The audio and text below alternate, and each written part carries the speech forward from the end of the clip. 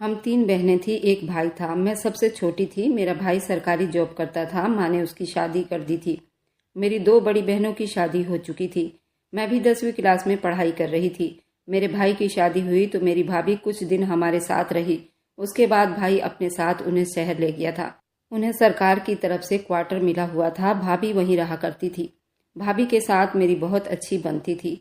भाभी अच्छी थी। मेरी बहनों के साथ भी उनका अच्छा व्यवहार था। माँ के साथ भी उनकी बहुत अच्छी बन जाती थी। मेरी माँ बहुत भोली भाली थी। माँ का कहना था कि पत्नी हमेशा पति के साथ ही अच्छी लगती हैं। अगर तुम्हारा पति बाहर कमा रहा है तो तुम्हें भी अपने पति के साथ रहना चाहिए। माँ के कहने पर ही भाई अपनी पत्नी को अपने साथ रखने पर राजी हो गया था। माँ और पापा गांव में ही रहा करते थे। भाभी और भाई शहर चले गए थे। मैं पढ़ाई में बहुत अच्छी थी। मैं आगे और पढ़ना चाहती थी। माँ ने मेरी पढ़ाई पर रोक नहीं लगाई थी, लेकिन अब मेरा रिश्ता ढूंढा जाने लगा था, क्योंकि गांव में लड़कियों का खास तौर पर 12वीं करने के बाद शादी कर दी जाती थी। मेरी बड़ी बहनों के साथ भी यही हुआ था। 12वीं करते ही उनकी शादी कर दी गई थी और मैं ऐसा नहीं चाहती थी। मैं आगे पढ़ना चाहती थी, लेकिन माँ ने कभी पढ़ने से मना नहीं किया था। मैं सबकी लाडली थी। मेरे पापा भी चाहते थे कि मैं पढ़ाई करूं, लेकिन अचानक शहर से फ़ोन आया कि भाभी प्रेग्नेंट है। उनकी प्रेगनेंसी में थोड़ी समस्या है। उनको बेड रेस्ट बताया गया है। माँ ने कहा कि तुम शहर जाकर पढ़ाई कर लो और अपनी भाभी का भी देख रेख कर लेना। भाभी अपने घर में इकलौती लड़की थी। उनके घर में कोई ऐसा पर्सन नहीं था जो उनकी देखभाल करता। उनकी 2 भाभियाँ बड़ी थी, लेकिन उनके भी छोटे छोटे बच्चे थे। वे अपने बच्चों को छोड़कर भाभी की देखभाल नहीं कर सकती थी। इसलिए माँ ने मुझे भाभी के देखभाल के लिए शहर भेज दिया। भाई ने भी गांव से टीसी मंगवाकर शहर में ही मेरा एडमिशन करवा दिया था। अब मैं भाभी की देखभाल भी कर रही थी और अपनी पढ़ाई भी कर रही थी। भाभी का सबसे छोटा भाई उनके पास ही थोड़ा दूरी पर ही रहा करता था। उनका भाई भी पढ़ाई कर रहा था। जब भाभी की तबीयत खराब हुई थी तो वह भी उनके घर में ही आकर रह रहा था और मैं भी वहीं पर रह रही थी। दिनेश वैसे बहुत अच्छा लड़का था। हमेशा मुझसे तमीज़ में बात करता था। देखने में भी हैंडसम था। उसमें कोई बुराई नहीं थी। उसकी अभी शादी नहीं हुई थी, पर उसके घर वालों ने उसकी मंगनी कर दी थी। वह अपने मंगेतर से फ़ोन पर भी बात करता था। एक दिन मैं कमरे में सो रही थी। मेरी भाभी और भाई दोनों अस्पताल गए हुए थे। दिनेश भी भाभी के साथ ही अस्पताल गया हुआ था, लेकिन घर पर ही कुछ रिपोर्ट रह गई थी, जिसे दिनेश वापस लेने आया था। मुझे इतना ध्यान नहीं था। यहाँ फ्लैट में सेंटर लॉक लगा हुआ होता है और सेंटर लॉक की चाबी दिनेश के पास भी था। दिनेश वापस उस रिपोर्ट को लेने आया था। लॉक खोलकर सीधा अंदर को आया। मैं उस वक्त बाथरूम में नहा रही थी और दिनेश को शायद 1 नंबर आ रहा था। वह तुरंत आव देखा न ताव देखा, वह बाथरूम की तरफ भागा था। जैसे ही दिनेश की मुझ पर नजर पड़ी, वह हक्का बक्का रह गया था और मैं भी शर्माकर बिल्कुल लाल हो गई थी, क्योंकि मैंने बाथरूम का दरवाजा भी नहीं लगाया था। यहाँ फ्लैट में सारे बाथरूम अटैच थे। नहाने धोने का भी उसी में था। दिनेश तो अपनी जगह से हिल भी नहीं पाया था और मैं तो शर्म के मारे लाल हो गई थी। दिनेश मुझे अच्छा लगता था, उसमें कोई शक नहीं था, लेकिन दिनेश ने मुझे जिस हाल में देखा था वह भी पागल सा हो गया था। उसने तुरंत अपनी आंखों पर हाथ रखा और वापस लौट गया और कहने लगा, प्लीज़ थोड़ा जल्दी, मुझे वॉशरूम जाना है और मुझे माफ़ करना, मुझे नहीं पता था कि तुम बाथरूम में हो। मैंने कहा, कोई बात नहीं, ये बात हम दोनों के बीच में ही रहनी चाहिए, बाहर नहीं जानी चाहिए। दिनेश ने हाँ में सिर हिला दिया था। मैंने भी तुरंत अपने कपड़े वापस पहन लिए थे और दिनेश को फ्रेश होने के लिए भेज दिया था। जाते जाते दिनेश एक चोर सी निगाह मुझ पर डालकर गया था। उसमें ना तो दिनेश की गलती थी और ना ही मेरी गलती थी। जो समस्याएं आई थी वो बिल्कुल अचानक ही हुआ था। मेरी गलती थी, मैंने बाथरूम का दरवाज़ा बंद नहीं किया था। दिनेश को फ्रेश होना था, जिसकी वजह से ये सिचुएशन पैदा हो गया था, लेकिन इसी की वजह से एक बहुत बड़ी मुसीबत में फंसने वाली थी। मुझे नहीं मालूम था दिनेश रिपोर्ट लेकर वापस अस्पताल जा चुका था। इस बात को बीते 2-3 हफ्ते बीत चुके थे। भाभी को एकदम सीरियस कंडीशन थी, तो अस्पताल वालों ने उन्हें एडमिट कर लिया था। उन्हें ब्लड की प्रॉब्लम हो गई थी। उन्हें ब्लड चढ़ाया जाना था। भाई भाभी के पास ही अस्पताल में रहा करता था। दिनेश भी अपने क्वार्टर में जा चुका था। उस दिन के बाद से दिनेश की और मेरी कोई मुलाकात नहीं हुई थी। वह शायद बहुत ज़्यादा शर्मिंदा था, लेकिन बार बार मेरा ध्यान उसी सिचुएशन पर जाता था। कैसे दिनेश ने मुझको सर से पैर तक यूं ही देख लिया था। कुछ दिन के बाद मेरे एग्ज़ाम शुरू हो गए थे और भाभी की तबीयत भी खराब रहा करती थी। छुट्टी वाले दिन मेरा भाई भाभी की पूरी देखभाल करता था। मेरा इम्तिहान सेंटर हमारे फ्लैट से काफ़ी दूरी पर था और मेरे कई पेपर वहाँ होना था। भाई ने दिनेश को इस काम पर लगाया हुआ था। भाई ने दिनेश को कहा था मुझे इम्तिहान सेंटर ले जाना होगा और वापस भी लाना होगा। दिनेश ने भाई से हामी भर ली थी। उस दिन मेरा पहला पेपर था और दिनेश मुझे इम्तिहान सेंटर लेकर गया था। मैं बहुत ज़्यादा नर्वस थी। एक तो इम्तिहान का डर था, ऊपर से दिनेश के साथ पहली बार अकेली गई थी। दिनेश मुझे इम्तिहान सेंटर छोड़कर कहने लगा, जब तुम्हारा पेपर ख़त्म हो जाए तो मुझे फ़ोन कर देना। दिनेश ने अपना नंबर मेरे फ़ोन में सेव कर दिया था। जब मेरा पेपर ख़त्म हुआ तो मैंने दिनेश को फ़ोन मिलाया। दिनेश का फ़ोन बार बार बिजी जा रहा था। फिर उसके 15 मिनट के बाद दिनेश ने खुद ही कॉल की और कहा कि माफ़ करना, मेरी मंगेतर का फ़ोन था, मैं उसी से बात कर रहा था। मैं अभी 5 मिनट में पहुंच रहा हूं। दिनेश 5 मिनट में मेरे पास था। हम दोनों वापस आ रहे थे। दिनेश ने उस दिन के बाद से वो बात कभी नहीं छेड़ी थी, लेकिन मैं उस बात को भुला ही नहीं पा रही थी। इसी तरह मेरा आज लास्ट इम्तिहान था। दिनेश मुझे घर वापस लेकर आ रहा था। मैंने डरते डरते दिनेश से पूछा, क्या तुम्हारी मंगेतर की पिक्चर तुम्हारे फ़ोन में है? तो दिनेश मुस्कुराने लगा और कहने लगा, आखिर तुम्हें मेरे मंगेतर में क्यों दिलचस्पी हो रही है? मैंने कहा, कुछ नहीं, बस मुझे देखना था वह कैसी लगती है। दिनेश ने छूटते ही कहा, कुछ खास नहीं। मैंने कहा, क्या दिनेश तुम उसे पसंद करते हो? दिनेश ने कहा, मेरे माँ बाप ने मेरे लिए उसे चुन लिया है। वैसे तो उसमें कोई बुराई नहीं है, पर वह कुछ ज़्यादा ही फ़ोन करती है। बात बात पर मेरी खबर लेती रहती है। दिन में कई बार फ़ोन करती है। कभी कभी तो मैं उसका फ़ोन अटेंड भी नहीं करता। हर पल उसे मेरी जानकारी चाहिए होती है। मैं चुप हो गई और दिनेश ने अपनी मंगेतर की पिक्चर मुझे दिखाई थी। वह देखने में कुछ खास नहीं थी और मेरी भाभी को भी वह लड़की बिल्कुल भी पसंद नहीं थी। मेरी भाभी दिनेश की मंगनी में भी नहीं गई थी, क्योंकि वह उनके गांव की ही लड़की थी और बहुत ज़्यादा मुफ्त टाइप लड़की थी। शायद इसलिए भाभी को पसंद नहीं थी, पर दिनेश के घर वालों ने उसकी मंगनी उस लड़की से कर दी थी। दिनेश के मंगनी को भी 2 साल बीत चुके थे। दिनेश हर बार अपनी शादी का डेट बढ़ा लेता था। अब की उसका कहना था, जब तक मैं नौकरी नहीं करूंगा मैं शादी नहीं करूंगा, और मेरी भाभी का भी यही कहना था और ये शादी इसीलिए रुकी हुई थी। भाभी का डिलीवरी का दिन भी नज़दीक आ रहा था और उनकी सिचुएशन भी बहुत ख़राब थी। इधर मेरे 11वीं के इम्तिहान ख़त्म हुआ था। अब मैं दिनेश को नहीं देखती थी तो मेरा अंदर से मन मचल उठता था कि कब दिनेश मेरे घर आएगा। और मैं भाभी से कई बार पूछती रहती थी, दिनेश आजकल घर नहीं आ रहा। दिनेश का नंबर भी मेरे पास था तो मैं दिनेश से फ़ोन पर भी बात कर लिया करती थी, पर फ़ोन पर हमारी बहुत कम बात होती थी, क्योंकि मुझे उसकी मंगेतर की बातें याद आती थी। वह हमेशा उसको फ़ोन करती रहती और दिनेश को ये पसंद नहीं है। इस वजह से मैं उससे फ़ोन पर भी बात नहीं कर पाती थी। भाभी हॉस्पिटल में फिर से एडमिट हो गई थी। उनका डिलीवरी का दिन नज़दीक आ रहा था।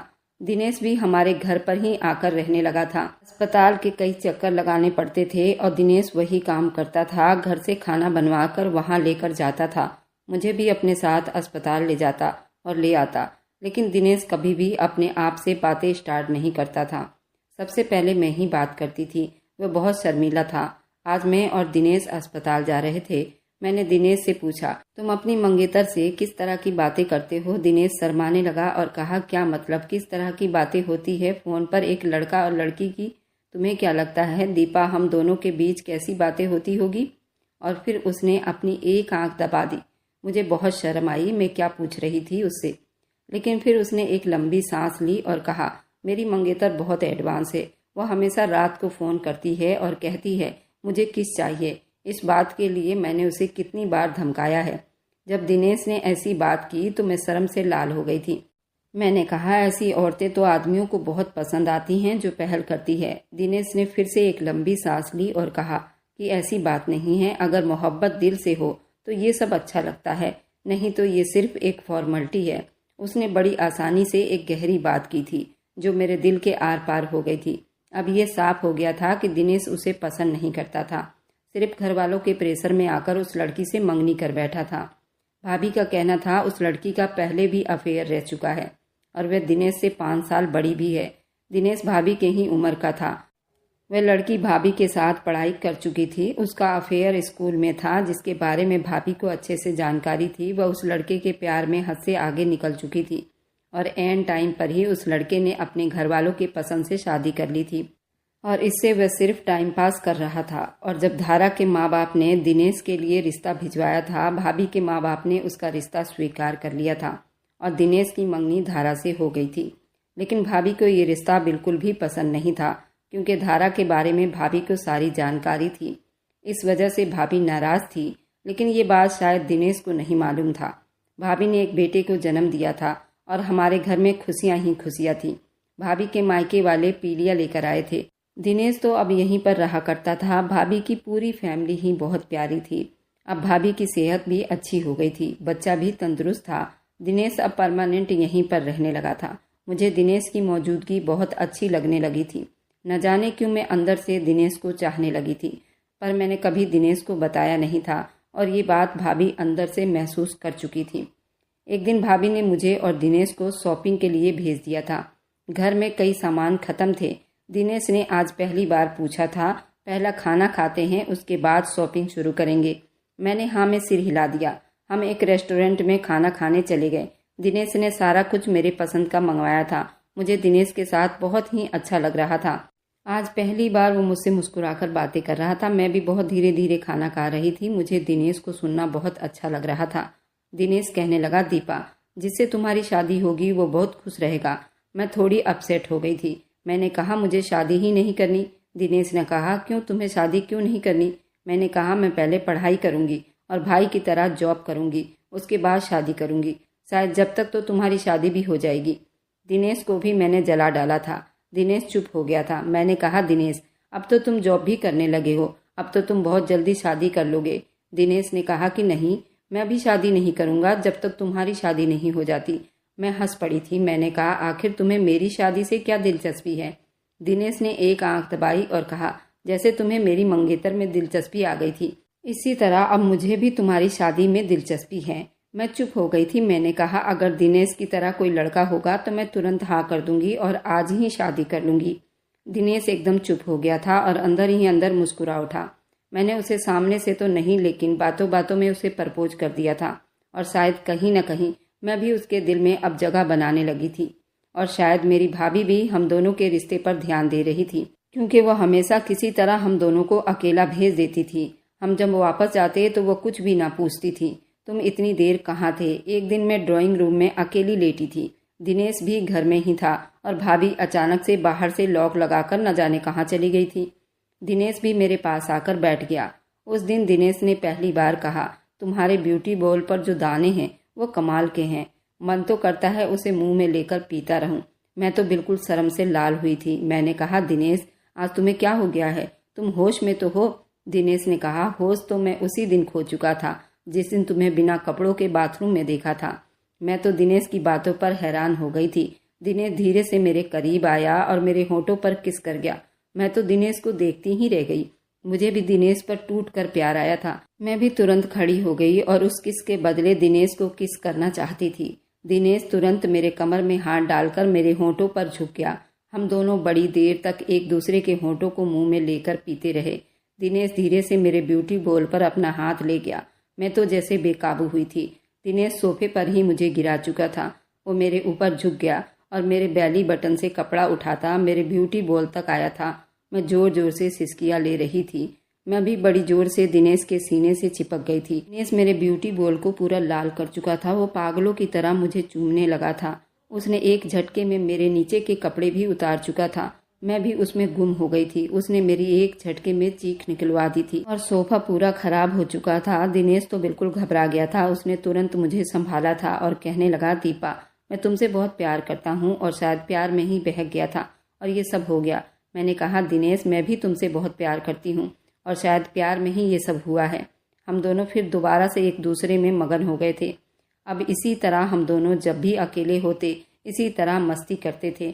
लेकिन मैं दिनेश की मोहब्बत में सही गलत भी भूल गई थी कि हमने अभी शादी नहीं की थी, सब कुछ कर बैठे थे। शायद मेरी भाभी भी यही चाहती थी, लेकिन उन्होंने कभी अपने मुंह से नहीं जताया था। 2-3 महीने के बाद मुझे उल्टियाँ शुरू हो गई थी। मेरी हालत बहुत खराब हो गई थी। जब डॉक्टर ने मेरा चेकअप किया तो मेरे पैरों तले से जमीन निकली थी। मैं प्रेग्नेंट हो गई थी और शायद मेरी प्रेगनेंसी का 3रा महीना था और डॉक्टर ने साफ मना कर दिया था कि अब प्रेगनेंसी को खराब नहीं किया जा सकता। जब भाभी को ये बात पता चली तो वो मन ही मन मुस्कुरा उठी थी, क्योंकि वो भी यही चाहती थी दिनेश और धारा का रिश्ता खत्म हो जाए। आखिर उन्होंने भाई के कान तक भी ये बात पहुंचा दिया था। भाई ये बात सुनते ही बहुत गुस्सा हुआ था, लेकिन भाभी ने सब कुछ संभाल लिया था और मेरी और दिनेश की कोर्ट मैरिज करा दी थी। उसके बाद मेरे और दिनेश के घर वालों को बताया गया था। मेरी माँ तो मुझसे बहुत नाराज़ थी, मेरे पापा भी बहुत नाराज़ थे। उनका कहना था कि अगर दिनेश को मैं इतनी ही पसंद थी तो उन्होंने ये रिश्ता पहले क्यों नहीं भेजा और दिनेश को ये सब करने की क्या ज़रूरत थी, जबकि दिनेश से ज़्यादा तो मेरी गलती थी। कहीं ना कहीं मेरी भाभी भी इस सब में शामिल थी। 9 महीने के बाद मैंने एक बेटे को जन्म दिया था। धारा के घर वालों ने दिनेश पर केस कर दिया था, क्योंकि धारा तो जैसे पागल सी हो गई थी। वे दिनेश को किसी भी हाल में पाना चाहती थी। उसने दिनेश के ऊपर बहुत सारे केस थोपे थे। उसने दिनेश के ऊपर रेप केस भी किया था, जो कि जांच पड़ताल के बाद ये केस झूठा साबित हुआ था। धारा ने भाभी के और भाई के ऊपर भी केस कर दिया था। धारा यहाँ हमारे घर पर आकर बैठ गई थी। उसका कहना था कि उसके साथ हम सभी ने चीट किया है। उसको शादी का झांसा देकर उन लोगों से दहेज की मांग की गई है, जबकि ऐसा कुछ भी नहीं था। लेकिन उनके वकीलों ने केस को बहुत ज़्यादा घुमाया था। अब हम लोग केस मुकदमे के चक्कर काट काट के परेशान हो गए थे। धारा का एक ही कहना था कि वह भी दिनेश के साथ रहेगी, लेकिन दिनेश इस बात को मानने को तैयार नहीं था। हिंदू लॉ के हिसाब से उसकी शादी दिनेश से नहीं हो सकती थी, लेकिन अब मैं इस केस मुकदमे के चक्कर में बहुत परेशान हो गई थी। मेरे भाई और भाभी मेरा पूरा सपोर्ट कर रहे थे, लेकिन धारा हर तारीख पर एक अलग ही मुकदमा दर्ज करवाती थी। अब हमें केस लड़ते लड़ते काफ़ी दिन बीत चुके थे। मेरा बेटा भी 5 साल का हो गया था। मेरे घर वालों ने हम दोनों की शादी हिंदू रीति रिवाज से भी दोबारा करवा दी थी, जबकि हम दोनों की कोर्ट मैरिज भी हो चुकी थी। मैं दिनेश की पहली और आखिरी पत्नी बन चुकी थी। दिनेश मुझसे बहुत मोहब्बत करने लगा था, लेकिन भगवान को शायद ये रिश्ता मंजूर नहीं था। शादी के 6 साल के बाद दिनेश को कैंसर हो गया था। हमें जब तक पता चला था वह लास्ट स्टेज पर पहुंच चुका था। मेरी दुनिया तबाह हो गई थी। कुछ दिनों के ही बीमारी में दिनेश मुझे छोड़कर हमेशा के लिए जा चुका था, लेकिन उसकी यादें पीछे रह गई थी। अब धारा का केस भी खत्म हो चुका था। इन 6 सालों में मैं बहुत परेशान थी। केस, मुकदमा, फिर पति की बीमारी मुझे पूरा हिलाकर रख गया था, और फिर दिनेश का साथ छोड़ जाना, इस चीज़ ने तो मुझे बिल्कुल अकेला कर दिया था। मैंने तो कभी सपने में भी नहीं सोचा था ऐसा कुछ भी मेरे साथ होगा, लेकिन शायद भगवान सबकी किस्मत लिखते हैं और भगवान ने ही मेरी किस्मत लिखी थी। मेरी भाभी भी मेरी वजह से सदमे में जा चुकी थी। भाई भी बहुत परेशान था, जवानी में ही विधवा हो गई थी, और मेरा बेटा 6 साल का था। मैंने अपनी ज़िंदगी बिताने के लिए जॉब ढूंढ लिया था। मेरा बेटा मेरी भाभी के पास मेरे भतीजे के साथ खेलता रहता था। कुछ दिनों के बाद दिनेश का गम थोड़ा हल्का हुआ था। मेरी बड़ी बहन, जो कि विदेश में रहा करती थी, मेरे भाई के घर कुछ दिन रहने के लिए आई थी। कई सालों के बाद विदेश से आई थी। उसके बच्चे बड़े बड़े थे। मेरे गम में वह भी शामिल हुई थी। उसने माँ से कहा था कि वो मुझे लेकर विदेश जाएगी और वहाँ पर वो मेरे लिए शायद अच्छा भविष्य होगा।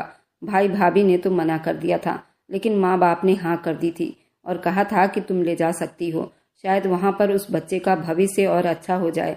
और मैं भी इस गम से बाहर निकलना चाहती थी। मैं भी अपनी बहन के साथ विदेश जाना चाहती थी। उसका पति अच्छा जॉब कर रहा था, मॉल में मैनेजर था, और सैलरी भी काफ़ी अच्छी थी, और उनको फ्लैट भी मिला हुआ था। रहने की भी कोई दिक्कत नहीं थी। मैं भी पढ़ी लिखी थी। मेरे बहनोई ने कहा था कि वो मेरी अच्छी जॉब लगवा देंगे और मेरे बेटे को अच्छे स्कूल में डलवा देंगे। मैंने अपना पासपोर्ट वगैरह सब कुछ तैयार कर लिया था। मेरे बेटे का भी पासपोर्ट बनकर तैयार हुआ था और विदेश से हम दोनों का वीज़ा भी आ गया था। कुछ ही दिनों के बाद मैं अपनी बहन के साथ विदेश में शिफ्ट हो गई थी। यहाँ पर मेरे बहनोई ने मेरा जॉब भी लगवा दिया था। मेरा बेटा भी अच्छे स्कूल में पढ़ रहा था। दीदी के ससुराल वाले दीदी के साथ ही रहा करते थे। दीदी का एक देवर था जो कि डिवोर्सी था, वह भी उनके साथ ही रहा करता था। वह भी मेरे बहनोई के साथ जॉब करता था। मैं भी उसी मॉल में जॉब करने लगी थी। दीपक मुझसे सीनियर था और दीपक मुझसे बहुत तमीज़ से बात करता था। कुछ दिन पहले ही दीपक का डिवोर्स हुआ था। दीपक का कोई बच्चा नहीं था। उसने लव मैरिज की थी। उसकी पत्नी के अफेयर की वजह से दीपक ने उसे डिवोर्स दे दिया था और उनके डिवोर्स को 2 साल हो चुके थे। मैं भी अब जॉब कर रही थी, अच्छी सैलरी थी, और मेरा बेटा लवी भी अच्छे स्कूल में पढ़ाई कर रहा था। मेरे बहनोई ने मुझे अलग फ्लैट लेकर दिया था। उस फ्लैट में मैं अपने बेटे के साथ अकेले रहती थी और दीपक मेरे बहनोई के साथ रहता था। और संडे के दिन मैं अपने बेटे के साथ दीदी के घर चली जाती थी। दीपक भी पूरा दिन घर पर ही रहा करता था। जब भी मैं वहां जाती तो वो मेरे बेटे के साथ बहुत ज़्यादा फ्रैंक होकर खेलता था। मेरा बेटा भी दीपक को पसंद करने लगा था। वह हमेशा जब भी खाली रहता तो दीपक से फ़ोन पर बातें करता रहता। दीपक हमेशा मेरे बेटे से मेरे बारे में सारी जानकारी लेता रहता। मुझे इस बारे में नहीं पता था कि दीपक मेरे बेटे से बातें करता और मेरे बारे में वह सारी जानकारी रखता था। मेरी पसंद नापसंद सभी चीज़ें दीपक को पता थी। मैं जब भी अपनी दीदी के घर जाती तो दीपक मेरी पसंद का ही खाना बनाता था।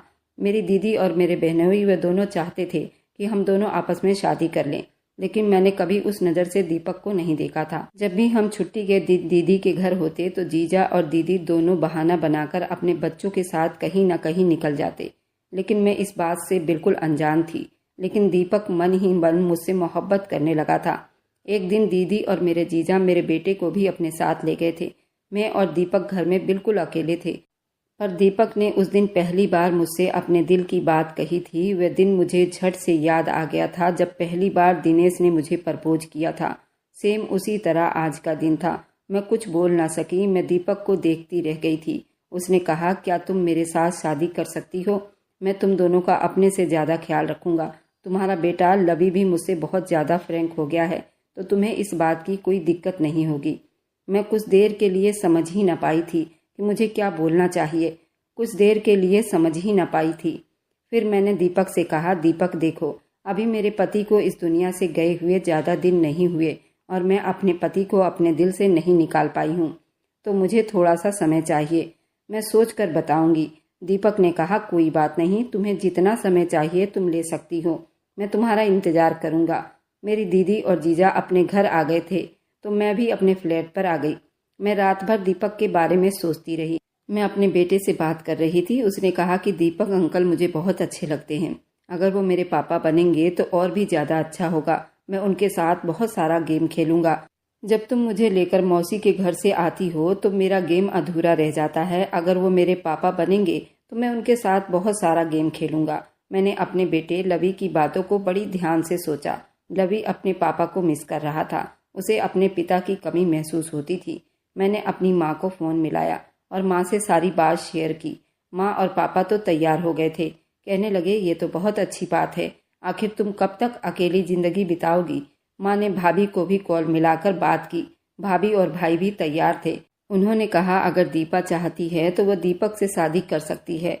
हमें कोई एतराज़ नहीं। मेरे घर में दीदी और जीजा तो पहले से ही तैयार थे, पर मेरा दिमाग काम नहीं कर रहा था। मुझे शादी करना चाहिए या नहीं।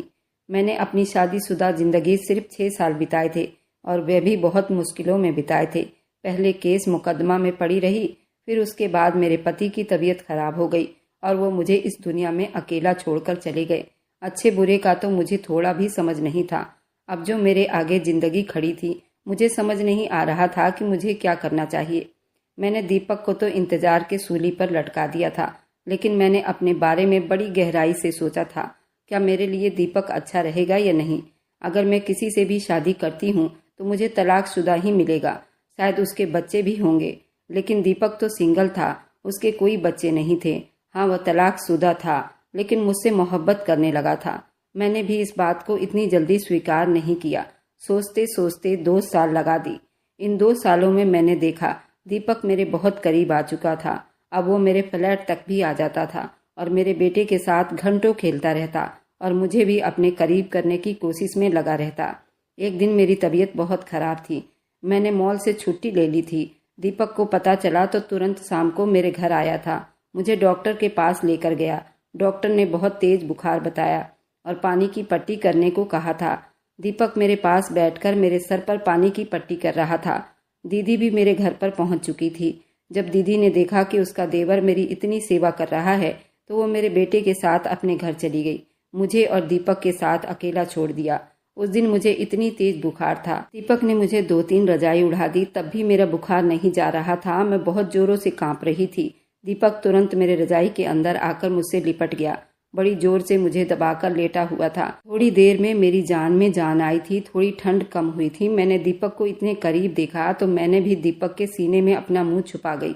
दीपक बार बार मुझसे पूछ रहा था, तुम ठीक हो? मैं भी उसके सीने में मुंह छुपाकर लेटी रही। दीपक ने अपना होंठ मेरे होंठों पर चिपका दिया। धीरे धीरे मेरे होंठों को चूमने लगा।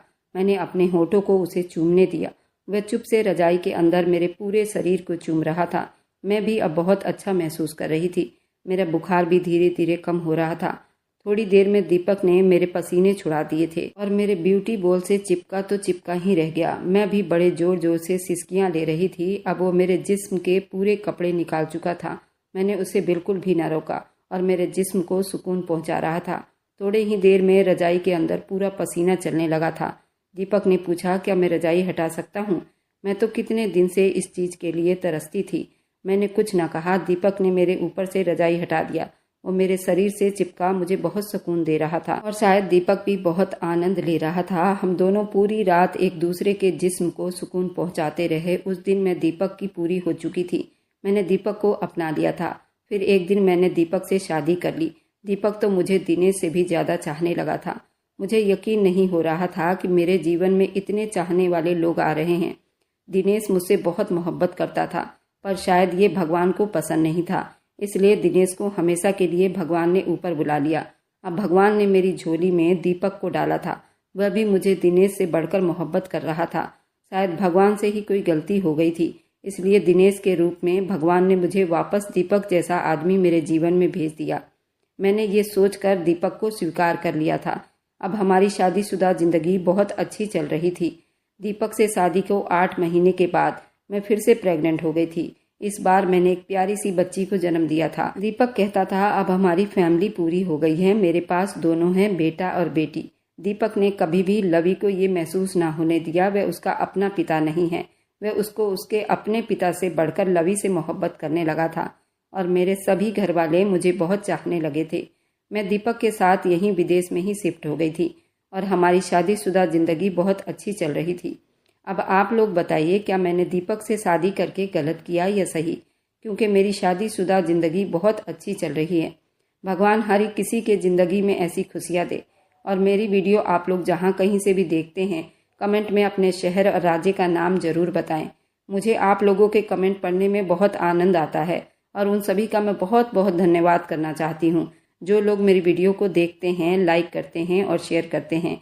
अगर आपको आज की कहानी पसंद आई है तो वीडियो को जरूर लाइक कीजिएगा और अपने दोस्तों के साथ शेयर भी कीजिएगा।